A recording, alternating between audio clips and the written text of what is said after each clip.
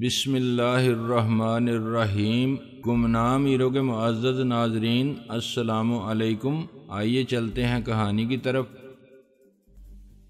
اس نے شادی کی تھی تو یہ غلطی تھی، طلاق لی تو یہ دوسری غلطی بن گئی۔ دونوں معاملات میں اس پر جبر ہوا۔ پہلی بار وہ دل کے ہاتھوں مجبور ہو گئی اور اس نے عظیم بیگ کے لیے خاندان کو اور گھر کو چھوڑ دیا تھا۔ دوسری مرتبہ وہ خاندان کے ہاتھوں مجبور ہوئی تو اس نے عظیم بیگ کو چھوڑا۔ وہ بہت مظلوم عورت تھی، اسے شدت سے احساس تھا کہ جو کچھ اس نے کیا تھا وہ ظلم تھا، جرم تھا اور گناہ تھا۔ عظیم بیگ نے غلطی کی تھی جس کی سزا اسے دنیا نے دی تو وہ بھی دنیا والوں کے ساتھ شامل ہو گئی۔ وہ آخری وقت تک اسے بلا نہیں سکی تھی۔ جب عظیم بیگ رہا ہو کر نکلا تو ہم اسے اپنے ساتھ لے آئے۔ جب اس نے ہم سے ماں کے بارے میں پوچھا اور ہم نے اسے حقیقت بتا دی تو وہ گمسم ہو گیا۔ اس کو پھر پاگل پن کے دورے پڑنے لگے۔ وہ کسی کو بتائے بغیر گھر سے نکل جاتا تھا۔ دوبارہ ہم اسے اپنے پرانے گھر کے سامنے سے پکڑ کے لائے جہاں وہ گیٹ کے سامنے والے لان پر سو رہا تھا۔ یہ گھر وہی تھا جہاں وہ اپنی بیوی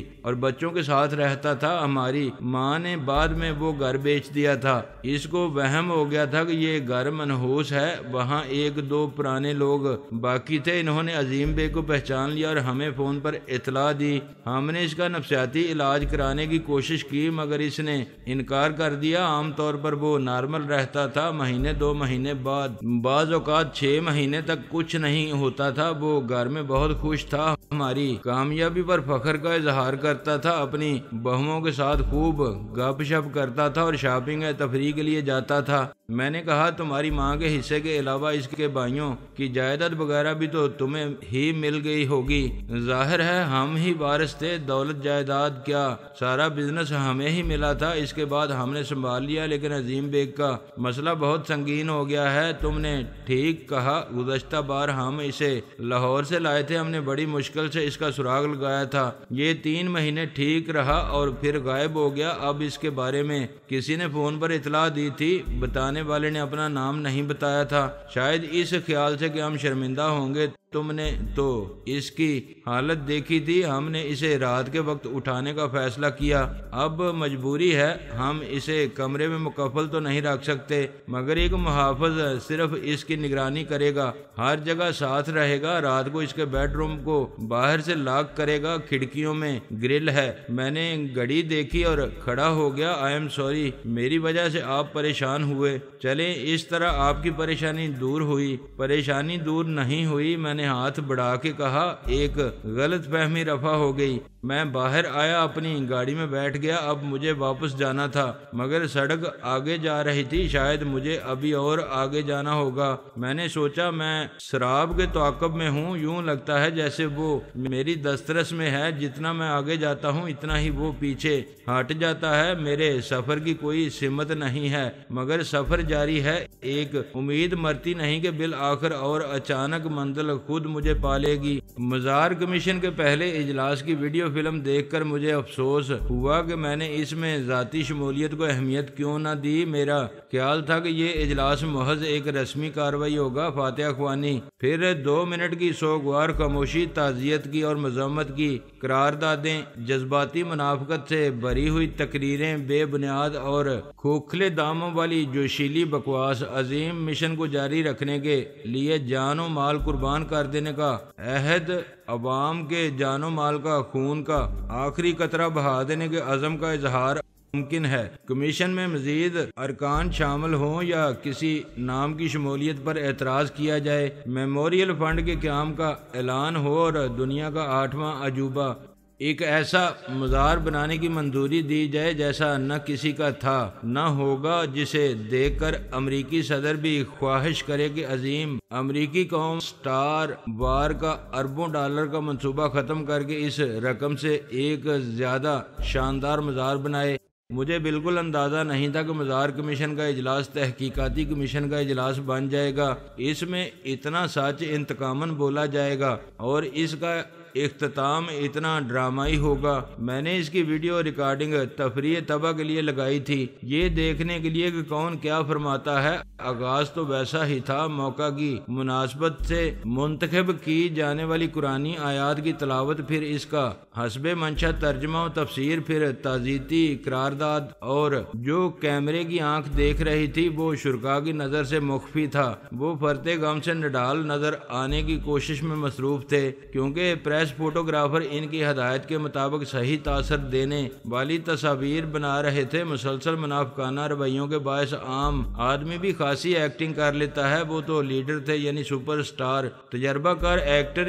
ایک کا باپ مر گیا تھا تو اطمینان اور مسرت کے جذبات اس سے چھپائے نہ چھپتے تھے، کیونکہ وہ قبیلے کا سردار اور ساری زمینوں کا مالک ہو گیا تھا، مگر اس کا ہر لڑائی جیتنے والا کتا ایک لڑائی میں زخمی ہو کے مر گیا تھا تو وہ پھوٹ پھوٹ کے رویا تھا، اور کتے کو گولی مارنے کے بعد اس نے کتے کی دیکھ بھال اور تربیت کرنے والے کو بھی گولی مار دی تھی۔ دوسرے کی بیوی نے خودکشی کی تھی تو وہ 40 دن تک سب کے سامنے کالے کپڑے پہنے پھرتا تھا۔ رات کو جب وہ وجہ خودکشی کے ساتھ ہوتا تھا تو مارے خوشی کے جامے سے باہر ہو جاتا تھا۔ یہ ایک نمبر خاندانی بیوی تو سچ مچ خود کو وزیر اعظم کی طرح با اختیار اور خود مختار سمجھنے لگتی ہے، اور بابا کیسا اختیار اقتدار، درجن بھر وزیر اعظم نکال پھینکے اور مار دیے۔ کیا ہوا؟ 41ویں دن نمبر 2 بیوی، سابقہ سیکرٹری، نمبر 3 سابقہ نمبر اداکارہ اور نمبر 4 تحفہ پیر سائی کو اطلاع ملی کہ اب اعمال کے درجات بلند ہو گئے ہیں۔ نمبر 4 پر ایک ماڈل آ گئی تھی۔ تعداد ازدواج کی حد میں جو شرع کی پابندی نہ کرے وہ تو کافر ہوا نا جی۔ باقی معزز اراکین کی ذات سے وہ سچ منسوب تھے جو باوجود ضابطہ تحریر میں نہیں لائے جا سکتے۔ شیر نے کہا تھا، میر صاحب زمانہ نازک ہے، دونوں ہاتھوں سے تھامیے دستار۔ اب دستار یعنی پگڑی کوئی نہیں پہنتا، شلوار البتہ قومی پہناوا ہے اور ہر صوبے میں خاص و عام پہنتے ہیں۔ گڑبڑ کمیشن کے صدر کا نام پیش کرنے سے شروع ہوئی۔ نام پیش کرنے والا بھی چمچہ تھا اور اس کی تائید کرنے والا بھی۔ ان کو اندازہ تھا کہ مخالفت ہوگی اور دوسرا گروپ کسی اور کا نام تجویز کرے گا۔ آخر کس بنیاد پر تیمور لنگ کو مزار کمیشن کا صدر بنایا جا رہا ہے؟ ایک ممبر نے اٹھ کے اعتراض کیا جس کا تعلق دوسرے گروپ سے تھا۔ تیمور نے احتجاج کیا، آپ میرے نام کو بگاڑنے کی کوشش مت کریں جناب۔ کسی صحافی نے آواز لگائی، اپنا جو بگاڑنا ہے میں خود بگاڑ لوں گا۔ مخالف گروہ کے دوسرے شخص نے کہا، تیمور صاحب ایک ٹانگ میں گولی لگنے سے زخمی ہو گئے تھے شکار کے دوران۔ اس وضاحت کی کیا ضرورت تھی؟ ہم نے کب کہا کہ ان کی ایڑی پر پاگل کتے نے کاٹ لیا تھا؟ کوئی اور مخالف بولا۔ تیمور نے کہا، یہ کیا فضول بات چل رہی ہے، یہاں میرا نام امیر تیمور ہے۔ کوئی اور صحافی بولا، 7 سال پہلے بھی غریب تیمور نہیں تھا۔ ایک مخالف نے میز پر ہاتھ مار کے کہا، حالانکہ اس وقت یہ غریب تھے، یہ پیدائشی امیر نہیں ہے میری طرح۔ تیمور کے ایک حامی نے بھڑک کے کہا، ایسے غدار زادے بہت ہیں جن کے باپ انگریزوں سے وفاداری کے انعام میں جاگیریں لے کر امیر ہو گئے تھے۔ میرا باپ پکا مسلم لیگی تھا، جدوجہد آزادی اور پاکستان کے حصول کی خاطر اس نے جو کچھ کیا۔ بعد میں بہت سے ایسے غدار بھی مسلم لیگ میں شامل ہو گئے تھے۔ ہوا کا رخ دیکھ کر انہوں نے انگریزی سے وفاداری چھوڑ دی تھی۔ تیمور نے کہا، پلیز جینٹل مین، یہ وقت ایسی باتوں کا نہیں ہے۔ ایک اور ممبر نے سر ہلایا، ہم یہاں مزار کمیشن کے ممبر کی حیثیت سے آئے ہیں اور سب پارٹی کے سینئر کارکن ہیں۔ تیمور نے سر ہلایا، میرا نام تجویز کرنے والے نے یقیناً مجھے سب سے سینئر سمجھتے ہوئے ایسا کیا تھا۔ میں سینئر نائب صدر ہوں۔ نائب صدر نے کہا، سب جانتے ہیں کہ تم اس عہدے تک کیسے پہنچ گئے تھے، صرف 7 سال میں۔ شمس صاحب، 7 سال پہلے آپ کون سی جماعت کی حکومت میں شامل تھے؟ تیمور نے طنز سے پوچھا۔ دوسرے نائب صدر نے فوراً موقع سے فائدہ اٹھایا، نائب صدر بھی میں ہوں، مگر اپنی وفاداری کے باعث پارٹی کے لیے سب سے زیادہ قربانی میں نے دی۔ ہاں، تم نے پارٹی کے نام کو، پارٹی کے مفادات کو، پارٹی لیڈر کو، سب کو قربان کر دیا، شمس نے کہا۔ اس کے ایک حامی نے کہا، شمس صاحب یہ ان کالے بکروں کا حوالہ دے رہے تھے جو انہوں نے شاہ عالم شہید کے صدقے میں قربان کیے تھے، اخبارات دیکھ لیں، سب سے زیادہ تصویریں انہی کی ہیں۔ سچ ہے، کسی صحافی نے کہا 420 بکروں کی قربانی ایک ریکارڈ ہے۔ بھائی قریشی ہیں آخر، کوئی اور بولا، کچھ لوگ ہنسے۔ تیمور نے پھر صورتحال کو کنٹرول کیا۔ خواتینوں حضرات، موقع کی مناسبت سے سنجیدہ رویہ اختیار کریں۔ اس وقت ہم سب کے دل حزن و ملال میں ڈوبے ہوئے ہیں۔ حزن و ملال کے کنویں میں یا سمندر میں؟ کسی نے کہا یار دل کو تیرنا آتا ہے نا، پہلے بھی کئی بار ڈوبا تھا لیکن نکل آیا تھا۔ تیمور نے برہمی سے صحافیوں کو دیکھا، آپ لوگ یہاں رپورٹنگ کے لیے آئے ہیں یا رخنہ اندازی کے لیے؟ ہم جو دیکھ اور سن رہے ہیں کیا وہ رپورٹنگ کے قابل ہے؟ آپا صفیہ نے کہا مزار کمیشن کی کارروائی تو ابھی شروع ہی نہیں ہوئی۔ تیمور نے کہا پلیز آپ یہ سب حذف کر دیں۔ کیوں حذف کر دیں؟ کیا یہ اسمبلی کے اجلاس کی کارروائی ہے اور آپ اسپیکر ہیں؟ یہ شبنم تھی، اسے آف دی ریکارڈ سمجھ لیں، تیمور نے کہا اور اپنے ساتھیوں کو خبردار کرنے والی نظروں سے گھورا کہ بے وقوفوں، کیوں اخبار والوں کے سامنے سچ کا اعتراف کر رہے ہو؟ اب ایک لہراتی داڑھی والے نے اخبار لہراتے ہوئے کہا آپ یہ آئینہ ملاحظہ فرمائیں، جلال پور جٹاں کے جلالی پیر صاحب کا بیان۔ جلالی نہیں، جعلی پیر، شمس نے کہا، وہ ایک کباڑیے کا بیٹا ہے۔ مولانا نے چلا کے کہا جلالی پیر صاحب کے روحانی درجات اور کشف و کرامات کا سلسلہ اس وقت سے شروع ہوا تھا جب وہ راج کا کام کرتے تھے اور ان کے سر پر اینٹ گری تھی۔ شمس نے اس کی بات کاٹتے ہوئے جملہ پورا کیا۔ ہاں پھر وہ مجذوب ہو گیا تھا، ادھر ادھر کی ہانکنے لگا تھا۔ مولانا نے آئینہ رکھ کے خاموشی سے تشریف رکھنا بہتر سمجھا۔ اب ایک خدر پوش کھڑا ہو گیا۔ آج ہی علامہ جلیل القدر نے شاہ عالم شہید کو شہید کا لقب دینے کے شرعی مسئلے پر رائے دی ہے۔ علامہ جلیل القدر کا نام بہودہ ذلیل القدر ہونا چاہیے تھا۔ دوسرے نائب صدر قریشی نے مشتعل ہو کر کہا یہ ایک عالم دین کی توہین ہے، یہ شاہ عالم شہید کی توہین ہے۔ وہ 1.5 اینٹ کی مسجد بنانے والا ملا خود کو علامہ کہتا ہے، نہیں چاہیے ہمیں اس کا فتویٰ۔ خدر پوش نے واجبی سا دفاع کیا مگر اس کی آواز مخالف شور میں دب گئی۔ شاید اسے اپنی غلطی کا احساس ہو گیا کہ جذباتی فضا اس قسم کے سچ کی متحمل نہیں ہو سکتی تھی۔ حقیقت کیا ہے یہ سب ہی جانتے تھے۔ ایک بار پھر نظم و ضبط بحال ہوا تو اپنی عزت بچانے کے لیے اور پریس کے سامنے اپنی پوزیشن مضبوط کرنے کے لیے تیمور نے خود اپنا نام واپس لینے کا اعلان کر دیا۔ اس کی یہ قربانی ریکارڈ پر آ گئی۔ اس نے ثابت کر دیا کہ وہ عہدہ نہیں چاہتا، پارٹی کے مخلص کارکن کی حیثیت سے وہ شاہ عالم شہید کے مزار پر مزدور بن کے کام کر سکتا ہے۔ اس کے جذباتی ڈائلاگ کا متوقع رد عمل ہوا۔ کچھ لوگوں نے تن تن بھی تالیاں بجائیں۔ اس نے ایک اور پوائنٹ سکور کیا۔ بڑے افسوس کی بات ہے کہ کچھ لوگ تالیاں بجا رہے ہیں۔ اس موقع پر بھی تالیاں بجانے والے شرم سے پانی پانی ہو گئے، ظاہراً، ورنہ وہ سب بڑے ڈھیٹ چیز تھے۔ تیمور نے کہا میں سمجھتا ہوں کہ اس اعزاز کا مستحق وہی شخص ہوگا جس نے عملاً سب سے زیادہ قربانیاں دی ہوں، پارٹی کے لیے بھی اور شہید شاہ عالم کے لیے بھی۔ پھر تو میاں اس وقت ہمیں اور کوئی دکھائی نہیں دے رہا ہے۔ ہاں، اپنے سوا ایک کونے سے آواز آئی، سارے سر ایک دم گھوم گئے۔ یہ کون بدتمیز ہے؟ تیمور نے خفگی سے کہا۔ اجی اس میں کیا بدتمیزی ہے؟ آپ نے جو بات بولی اس کے جواب میں ہم بولے، کوئی جھوٹ نہیں بولے۔ شمس نے کہا بابا جی یہاں مزار کمیشن کا اجلاس ہو رہا ہے۔ قریشی نے کہا یہ چپراسی یہاں کیا کر رہا ہے؟ ہم سب جانتے ہیں، اس بڈھے نے سر ہلا کے کہا جس پر اب سارے کیمرے فوکس ہو گئے تھے، ہم کیا کر رہے ہیں یہاں اور تم سب کیا کر رہے ہو؟ ارے آج تم ہم سے پوچھتے ہو کہ ہم کون ہیں؟ ہم بتا سکتے ہیں کہ تم کون ہو۔ تم سب نکالو اسے یہاں سے باہر،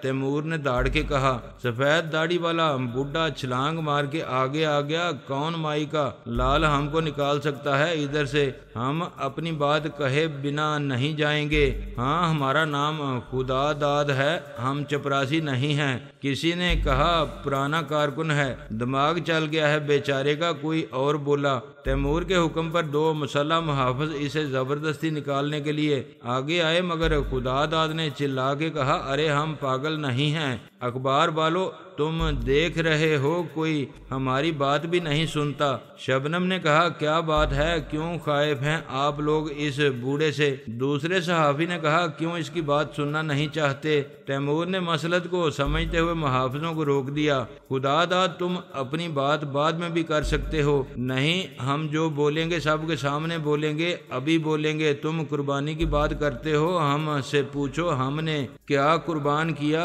ہم نے تو سب قربان کر دیا۔ خداداد کو حمایت ملی تو وہ سینے پر ہاتھ مار کے چلانے لگا، اللہ اس کی مغفرت کرے، شہید شاہ عالم کے ساتھ ہم تھے، اس وقت جب اور کوئی نہیں تھا ہم تھے اس کو بچانے کے لیے، پولیس کے ڈنڈے کھائے آگے بڑھ کے، ہم نے جیل کاٹی، بہت مار کھائی، وہ سب ٹھیک ہے، مگر ارے کیا اگر مگر ایک گھر تھا ہمارے پاس اور ہم کوئی معمولی آدمی نہیں تھے، ہماری دکان تھی، اپنی مکان تھا، ہم نے سب بیچ کے پارٹی کو دیا، خود کرائے کے مکان میں جا کر رہے، اس کو بھی دشمنوں نے آگ لگا دی، ہماری گھر والی اس آگ میں جل کے مر گئی، وہ پھوٹ پھوٹ کے رونے لگا، ایک بچہ جل گیا، جوان لڑکی بچ گئی، شکل بگڑ گئی اس کی، کسی نے اس سے شادی نہیں کی، اتنی خوبصورت لڑکی بد شکل ہو گئی، چڑیل بن گئی، اس کا چہرہ آدھا جل گیا تھا، ہم نے وہ بھی برداشت کر لیا، شاہ عالم شہید خود ہمارے گھر آئے، ہم کو تسلی دی، فوٹو ہیں ہمارے پاس، ہمارا ایک جوان بیٹا کالج میں پڑھاتا تھا، اس کی نوکری گئی، پھر اس پر پولیس نے کیس بنایا، اس کو مار ڈالا، ظالموں نے ہم کو پاگل خانے میں ڈال دیا، ہمارے پیچھے وہ بدقسمت لڑکی مر گئی، اس نے خودکشی کر لی، ہم کو کس نے پوچھا، کسی نے ہماری ضمانت نہیں کرائی، ہم سے زیادہ کس نے قربانی دی ہے، بولو آج تم لوگ ادھر مزار کمیشن بنا کے بیٹھے ہو، ہم بولتے ہیں پہلے ہمارا مزار بنا دو، ہم جیسے تو بہت ہیں، ہم سے بھی زیادہ قربانی دینے والے، مگر وہ سڑ رہے ہیں، جیل خانوں میں ختم کر دیے گئے ہیں، ادھر ہم تمہارے سامنے ہیں، اس لیے یہ پوچھتے ہیں تم سب سے۔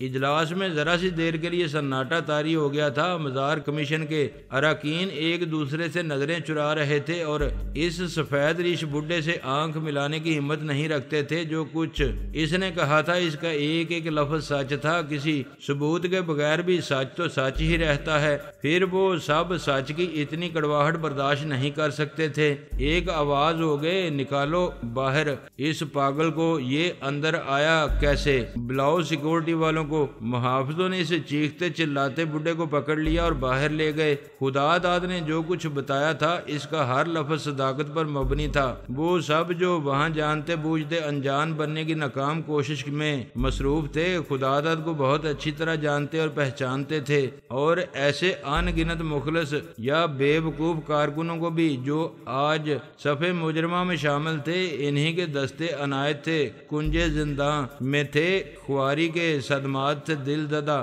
گمنامی قبول کیے بیٹھے تھے، مجھے مارنے والے طے شدہ طور پر میرے جانی دشمن تھے، اس کے باوجود مجھے انہی کی عقیدت کے باعث منصب شہادت پر فائز کرنے کی کوشش جاری تھی، اس کے برعکس ہزاروں لاکھوں کارکن ایسے تھے جو اپنوں کی بے مروتی اور مفاد پرستی، خود گردانہ شفاوت اور شفاقانہ بے حسی کے کند آلوں سے قتل ہو رہے تھے، کچھ سخت جان تھے کہ برسوں زخم کھاتے اور چاٹتے رہے، جو درد بانٹتے تھے انہی کے آگے درما کے لیے دامانے طلب پھیلاتے رہے، انہی سے ستم وجود ناخدا کہتے رہے، جو ناخدا کو حکم صادر فرماتے تھے کہ ان کی امیدوں کا سفینہ کسی ساحل مراد تک نہ پہنچنے پائے، رو رو کے انہی خود ساختہ مصنفوں سے گزارش احوال واقعی کرتے رہے، جن کے نزدیک احوال واقعی کہنا ہی ناقابل معافی جرم تھا۔ خداداد جسے جذباتی کارکن قابل رحم حد تک مظلوم و مجبور تھے، ان کی زندگی ہی تقدیر کے جبر کا عنوان تھی، وہ اپنے خاندان کے واحد کفیل تھے، یا کسی معذور باپ کے بڑھاپے کی لاٹھی تھے، یا کسی بیوہ ماں کی اندھی آنکھوں کے لیے امید کی روشنی تھے، ان کے یہ جذباتی رشتے، ان کی غلامانہ ملازمت، قرضوں کے بار، یہ سب زنجیریں توڑنا ان کے بس کی بات نہیں تھی، ورنہ ورنہ نظریاتی اور عملی طور پر یہ میرے سب سے زیادہ مخلص، مضبوط اور قابل اعتماد ساتھی تھے۔ وہ میرے ووٹ بینک کا سب سے بڑا حصہ تھے، جو میرے نام کی پرچی پر اپنے اعتماد کی مہر ثبت کرنے کے سوا کچھ نہیں کر سکتے تھے۔ نعرے بازی اور جذباتی ڈراموں سے خود کو میری نظر میں نمایاں کرنے والے مٹھی بھر ابن الوقت قسم کے لوگوں کے مقابلے میں ان بے وقت کارکنوں کی تعداد 1000 گنا یا کئی لاکھ گنا زیادہ تھی، بالکل اسی طرح جیسے کسی کارخانے کی دیو ایکل مشینری کا سب سے غیر اہم، کسی کی نظر میں نہ آنے والا اور کم قیمت حصہ نٹ بولٹ اور سکریو ہوتے ہیں، جو خود بظاہر کچھ نہیں کرتے لیکن وہ تمام مشین کل پرزوں کو مربوط اور مستحکم رکھتے ہیں، ورنہ مشین منتشر اجزاء کا ڈھیر بن جائے۔ کار ایک ہو تو اس کے پہیے 4 ہوتے ہیں، مگر ان کو کار سے جوڑنے والے نٹ بولٹ 16 یا 20 ہوتے ہیں یا اس سے بھی زیادہ۔ دروازہ ایک ہوتا ہے تو قبضے 4، مگر دروازے کو ناقابل شکست رکاوٹ بنانے والے، مضبوطی سے قائم رکھنے والے حقیر اور بے قدر و قیمت سکریو 32 ہوتے ہیں۔ میری اصل کامیابی یہی تھی کہ میں نے پس پردہ رہ کے اپنی خاموش حمایت سے خود کو طاقت فراہم کرنے والے لاکھوں افراد کا دل جیت لیا تھا۔ ان کے نصیب میں مفلسی کا عذاب جو موروثی تھا، جسے یہ نوشہ تقدیر سمجھ کے قبول کرتے تھے، مگر ان کی زندگی کو جینے کی سزا بنانے والے وہی لوگ تھے جو آج مسند اقتدار پر فروکش تھے۔